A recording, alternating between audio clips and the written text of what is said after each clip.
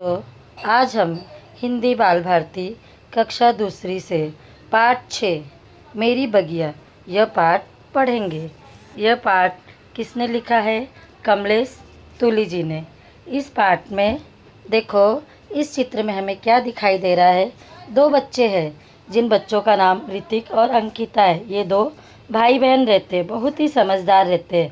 उनके पड़ोस के आंगन में एक बहुत ही सुंदर बगीचा था।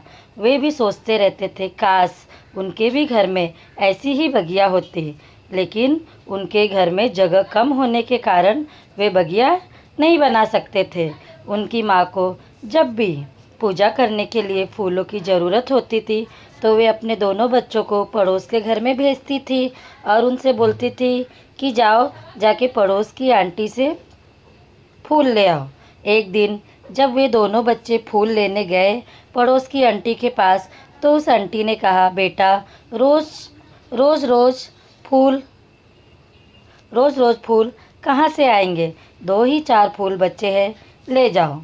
तो यह बात सुनकर जो बच्चे रहते हैं वे बहुत ही उदास हो जाते हैं। फिर एक दिन वे टीवी पर देखते हैं कि दूरदर्शन के चैनल पे दिखाया जा रहा था कि गमले में भी पौधे किस तरह से उगाए जा सकते हैं। वे बच्चे यह देखकर बहुत ही खुश हो गए। उन्होंने यह बात अपने माता पिता को बताई और वे पौधे लगाने के लिए गमले ले आए। पौधे लगाने के लिए वे बच्चे बाज़ार से जाके दो गमले और दो पौधे लेकर आए।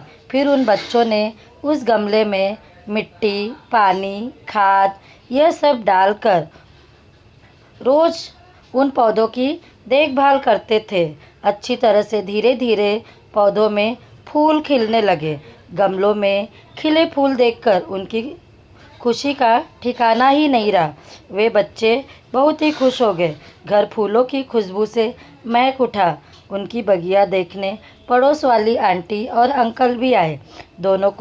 उन दोनों बच्चों को शाबाशी देते हुए कहा कि बच्चे, सचमुच आप लोगों ने बहुत ही अच्छा काम किया, और उन्हें शाबाशी दी कि सचमुच जहाँ चाह है वहाँ राह है।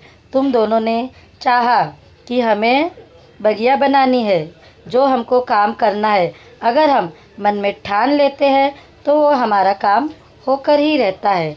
इसलिए इस पाठ से हमको क्या सीख मिली कि जहाँ हमारी चाह है वहाँ हमको रास्ते ज़रूर दिखाई देंगे।